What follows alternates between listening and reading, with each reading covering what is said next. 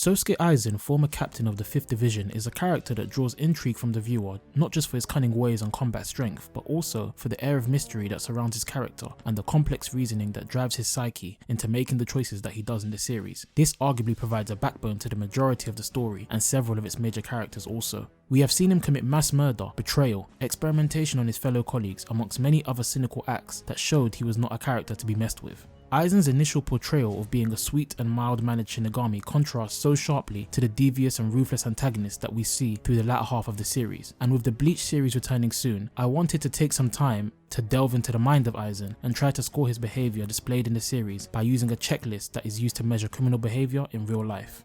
The Psychopathy checklist, also known as the Hare checklist, was developed by a respected Canadian psychologist Robert D. Hare in the 1970s and is most commonly utilised to analyse for the presence of psychopathy in individuals that are normally institutionalised in the criminal justice system.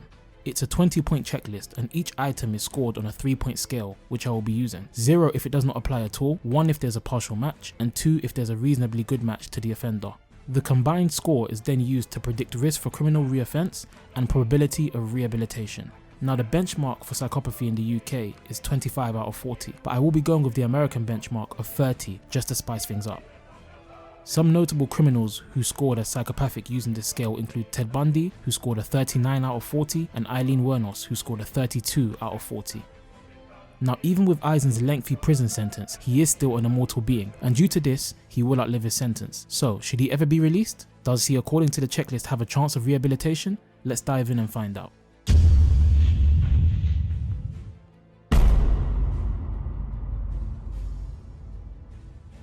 So the first item on the checklist is, does Aizen display superficial charm? For context, this means, does he have the tendency to be smooth, engaging, and charming?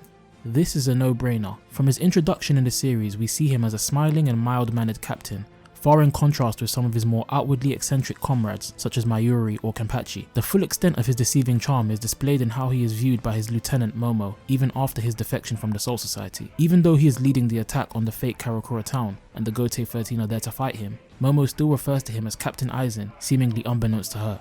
He was able to display this false charm for hundreds of years while his plans slowly came into fruition, and used this charm to allow for him to perform devious actions which would not draw suspicion onto him due to his outward portrayal of being kind-hearted and caring. Some common characteristics identified by psychologists in this category include a superficial warmth and charisma that the psychopath exudes when you meet them, a sense of perfection and smoothness, and a social ability to chit-chat and seemingly do all the right things, which sound exactly like the Aizen we are introduced to. Aizen even remarked to Renji during the conclusion of the Soul Society arc that the Aizen he knew never existed to begin with. So here, Aizen definitely scores a 2.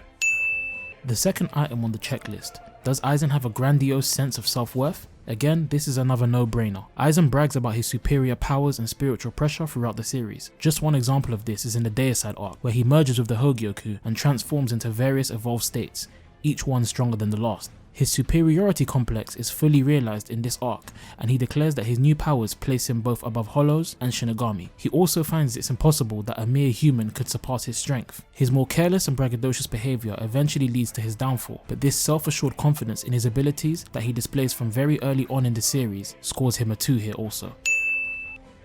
Point number 3 on the checklist. Does Aizen have an excess need for stimulation, and is he prone to boredom? Now this is a difficult one to score, but I believe the answer can be found in the source material. Aizen's ultimate motivation is fully revealed before he defects from the Soul Society. He answers Ukitake, who questions his reasoning for his betrayal, by stating that no one sits on top of the world and the unbearable vacancy on the throne in the sky is over, as he will now be sitting on it. This, we find out later, is in reference to the Soul King, who Aizen feels is completely absent as a ruler, and he resolves to take on this title himself. Now this can be perceived as him finding boredom with the way the world currently is.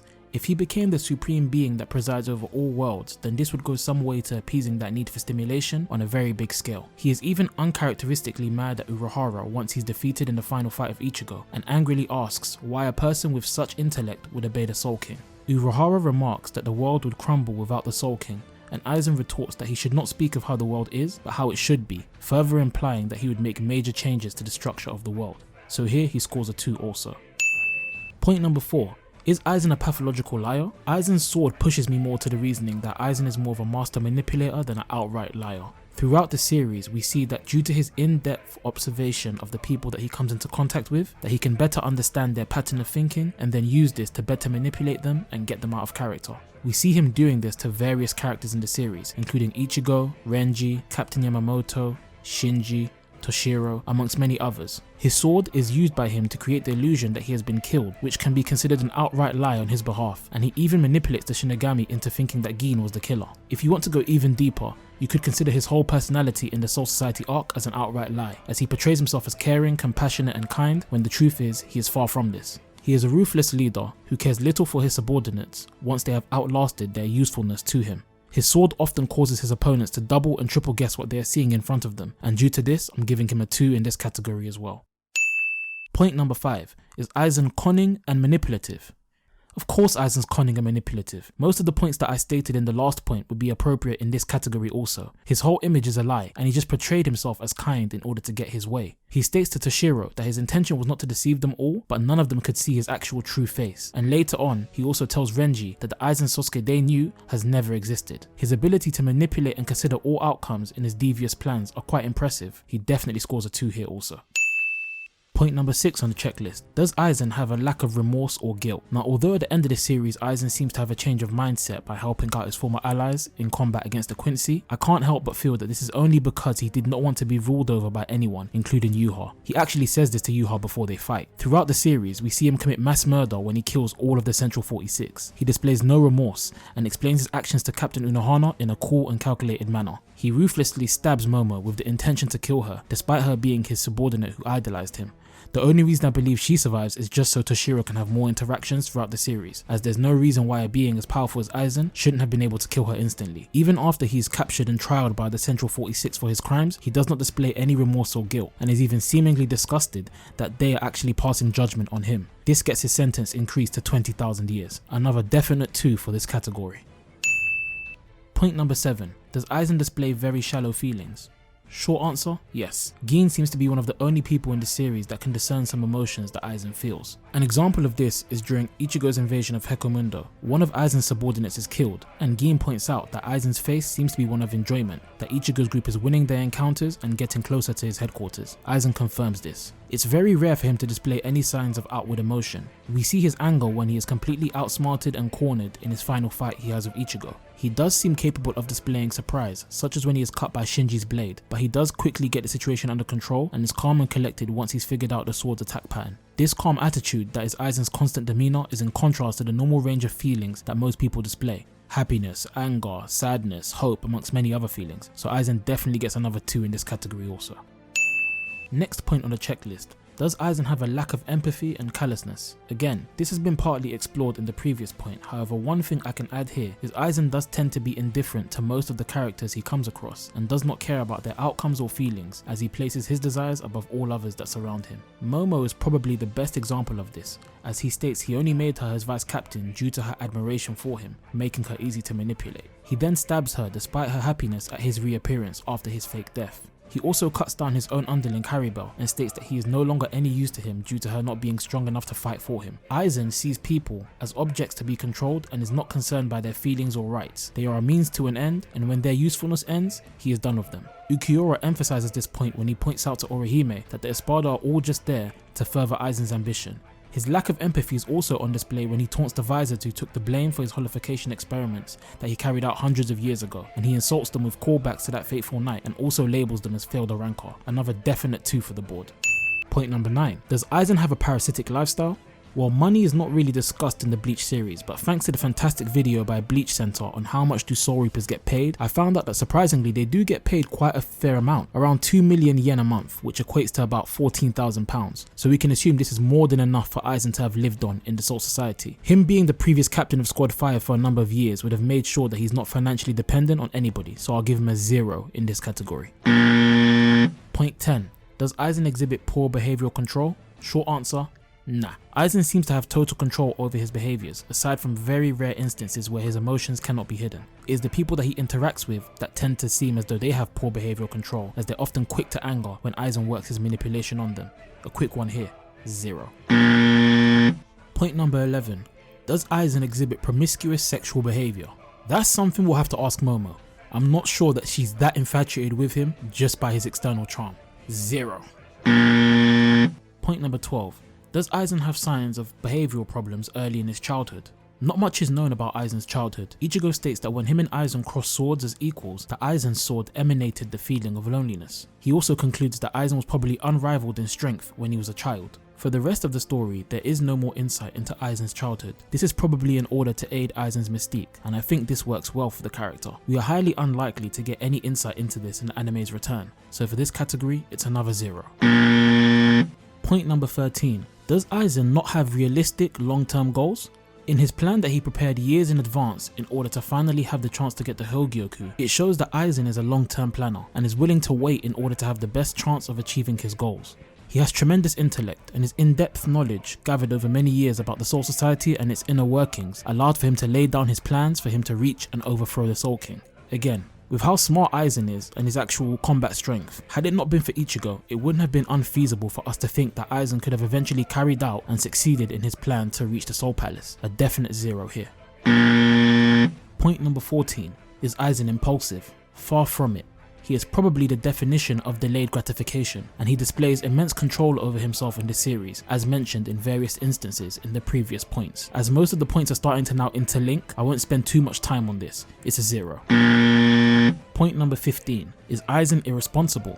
Again, I don't really think this applies to Aizen. He seems to have been in his Soul Society days a person that honours his commitments and obligations, and this was most likely due to him wanting to keep up his meek and mild persona, so he would be the last person suspected of any wrongdoing. So again, this is another quick one, 0. Point number 16. Does Aizen fail to accept responsibility for his own actions? Aizen throughout the series after his reveal paints himself as a leader who rules with an iron fist. His eventual imprisonment is met with sarcasm by him, and he gives off the impression that he feels he is above many of those that try to judge him. There aren't many actions that he does not own up to throughout the series, so here I would give him a 0 also. Points 17, 18 and 19, which are short-term marital relationships, juvenile delinquency and revocation of a conditional release, all seem non-applicable to Aizen, as he has had no relationship throughout the series, no knowledge is known about his life between the years of 13 to 18, and his initial release from prison was not a full pardon. He was only released to help quell the threat of the Quincy, and he was re-imprisoned straight after. So for these 3 points, it's a 0 on all fronts. And number 20, the last point, is Aizen a versatile criminal? Some more research on this seems to define this as having 6 or more different offences, so let me try to identify some that Aizen commits during the series. Now this won't be an exact list of the exact offences that relate to real life crimes, as this is just an experiment for fun and theoretical speculation, but I'll try to list the crimes which would evidence his versatility in his criminal actions. He commits murder by killing the Central 46. He also almost kills Momo, his lieutenant, which I imagine Central 46 would not take lightly. His defection from the Soul Society is another listed crime. His forbidden experimentation he carried out in the past that resulted in several captains being ousted from the Soul Society is another major crime. His plot to sacrifice Karakura Town to create the Okin, and his intention to kill the Soul King. With these 6 points, I'd give him a 2 on this point also. So Aizen ends the checklist with a total of 18 points, which would on this scale conclude that he is not a psychopath, but a person with many psychopathic traits. Normal individuals are noted by the checklist to have a score of less than 5 typically, and many non-psychopathic criminals may have a score from around 20 to 22. Now where I feel that Aizen would have been boosted into the 20 and above range is with points 18 and 13. However, as there's no backstory to Aizen, we cannot note this down as points for him. So if I can't conclusively call Aizen a full-blown psycho, I do feel that the label of anti-hero does apply to Aizen, and here's why. Towards the end of the series, Aizen rejects Yuha's offer to join his army, and instead fights against him during his arrival in Soul Society at the end of the series. When questioned by Yuha as to why Aizen would defend Soul Society, Aizen replies that he's only fighting to repel those that would try to rule over and control him. In trying to define an anti-hero, you can split the meaning into 2 parts. The anti part defining a character's traits that contradict his supposed heroism, and the hero part showcasing his heroic traits in the context of the story. Now Aizen obviously has plenty of anti-traits, including everything that we have previously mentioned, and even when he's brought to the surface of the Soul Society, he tries to employ various methods in order to get out of his bindings so he can probably continue on his original mission to sit on the world's throne. However, he does display his heroic side by deciding to work with the Shinigami to defeat Yuha. Ultimately, I feel Aizen's nature would not allow for him to be comfortable with having a being ruling above him when he himself feels that he's most suitable for the throne. So with this and his immortality, I would have to say that Central 46 should leave him imprisoned indefinitely. But that's just my thoughts. Do let me know what you think in the comments below and subscribe for more videos just like this one. And I'll catch you guys on the next one. Peace.